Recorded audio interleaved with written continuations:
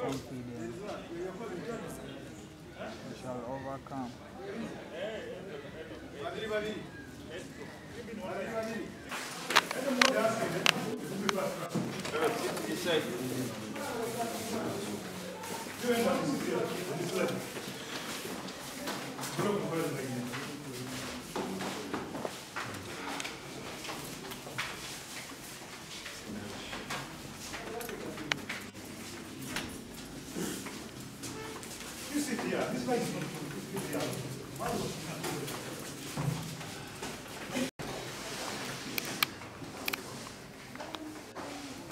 Versus Luana Patrick and Mugabe Julius. Mugabe Julius.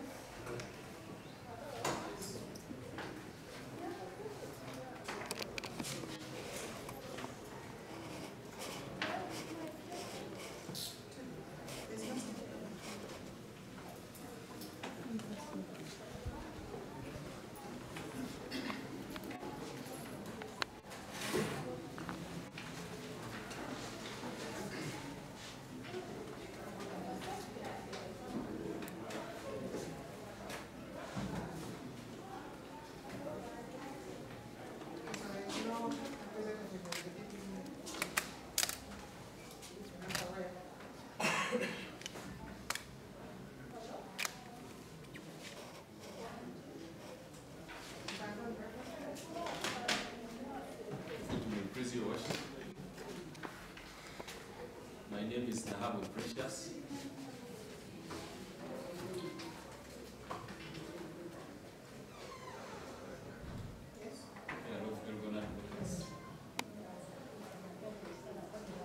That's all for the accused persons.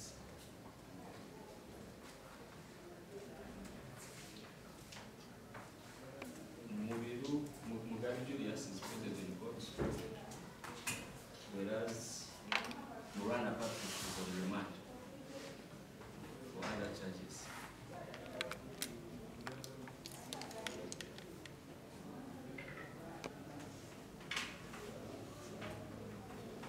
That's this, my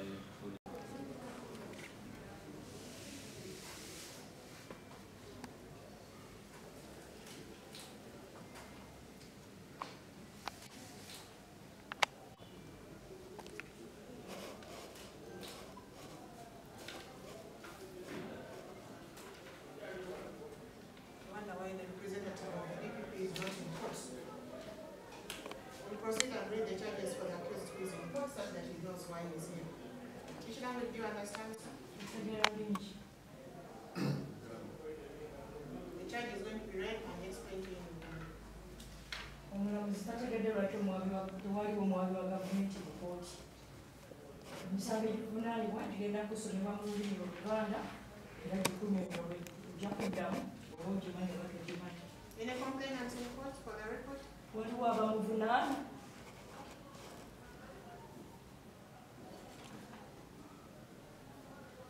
Mugabe Julius olina emyaka 32, oli Muganda, tolina mulimu, oli mutuuze w'omu Kizungu zone, ekisangibwa mu Makindye division mu disitulikiti y'e Kampala. Omusango ogusooka ovunaanibwa omusango gw'okutuusa obuvune ku muntu obw'amaanyi. Kino kimenya amateeka ga Uganda kawaayiro 222. Luana Patrick,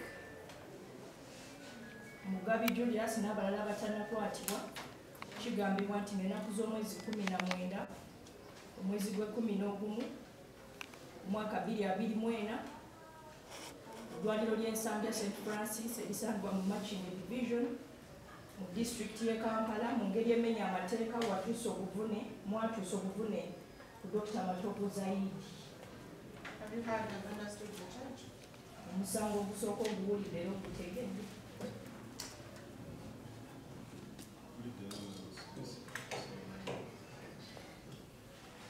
Plea of not guilty is entered on count 1, count 2. Kkooti ewandiise ku musango ogusooka nti ogwegaanye togumanyi. Omusango ogwokubiri era nagwo gwakutuusa buvune bw'amaanyi ku muntu nga nakino kimenya amateeka ga Uganda kawaayiro 222 mu Rwanda Patrick, Mugabi Julius, n'abalala abakyanoonyezebwa kigambibwa ng'ennaku z'omwezi 19 Novemba w'omwaka 2024 eddwaliro ly'ensambya St Francis erisangibwa mu Makindye Division mu disitulikiti ey'e Kampala mu ngeri emenya amateeka mwakyusa obuvuno bw'amaanyi ku Odongo Alex. Have you heard and understood the charge on count 2? Omusango ogwokubiri oguwulidde era ogutegedde. No, understanding. I'm not saying that you commit. Ogutegedde. Did you commit the offense? Wabuze.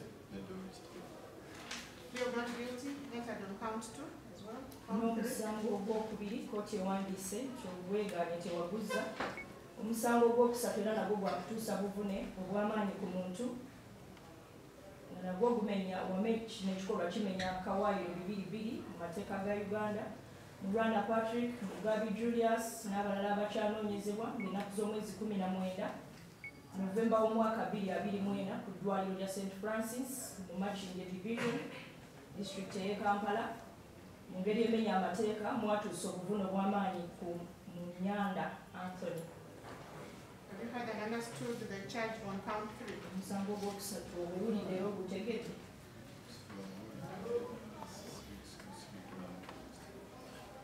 The plea of not guilty is entered on count 3 as well.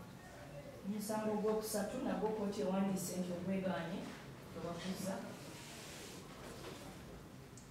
The DPP is supposed to inform us on the state of inquiries. They are not in court. I don't know the state of inquiries on the matter. Abawabi ba gavumenti be balina okutegeeza kkooti okunoonyereza kutuuseewa mu misango gino kyokka tebaliwo mu kkooti omulamuzi naye tamanyi. Secondly, you also have a right to apply for bail on the charges against you. But your prayer cannot be considered also in the absence of the state attorney. Ekyokubiri olina eddembe okusaba okweyingira naye okusaba kusobola kuwulirwa nga tewali mwami wa. So I'm going to defer your application. I know council intends to make an application for bail. I'll defer the same until we have a representative of the state.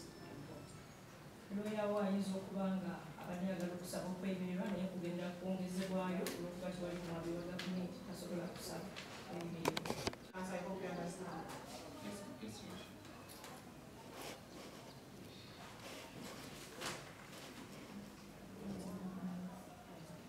That's our available date is 9 December. Your worship, since there is also the other court used, was it the same date? Yes, we have given him the same date for the other file. He's appearing on the same date for the other file. Maybe. Your worship, if we can get a closer date from that, it will be much appreciated.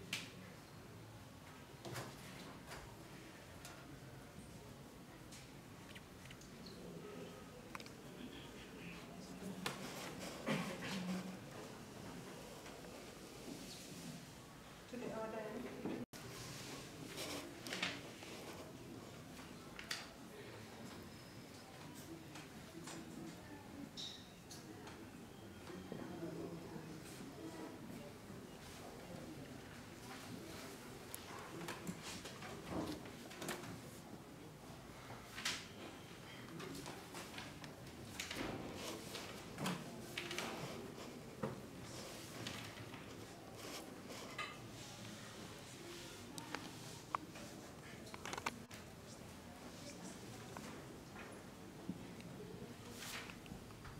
We shall have this matter on Monday, 25th, and the production warrant is going to be issued for A1, so that he also gets to hear the charges against him. Much obliged.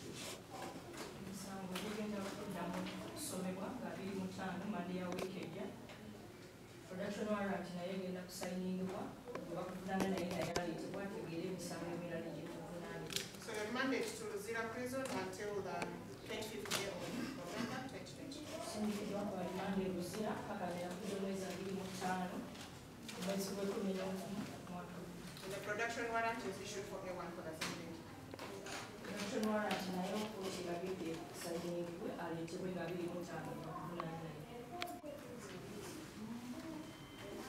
25 Ezra Enoch alias Nkonge. Ezra Enoch.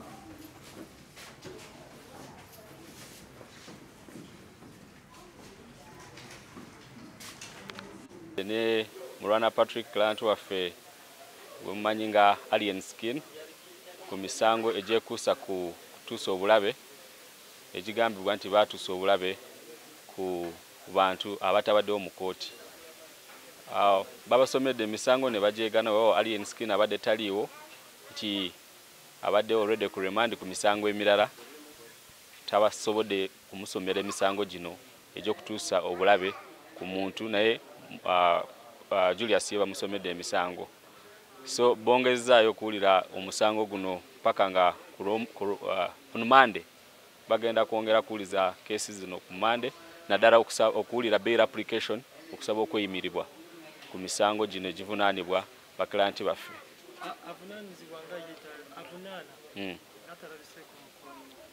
Era naffe kooti ebuuziza oba waliwo ba complainant abafollowinga nga tebabaddeewo, so abavunaana bo tebasobodde balabako. So baganya okuwulira bail application yaffe kubanga omuwaabi wa government tabaddeewo, naye batugambye ku Monday ajja kubawo basobole okuwulira okusaba okuyimirirwa kwaffe. Kilanti waffe naye bagambye ono already abadde ku remand Alien Skin ajja kukomawo mu kooti ku Monday bayisiza production warrant asobole okujja bamusomera emisango emirala ku fayiro eno eya leero bibaddewo. Amanya Nabwe Precious kuva mu Elgon Advocates. So tujja kubawo ku Monday tukole bail application tulabe nga basobola okufuna okweyimirirwa basobola okuddizibwa eddembe lyabwe kubanga kiteeberezebwa buteeberezebwa nti baze emisango teginabasinga.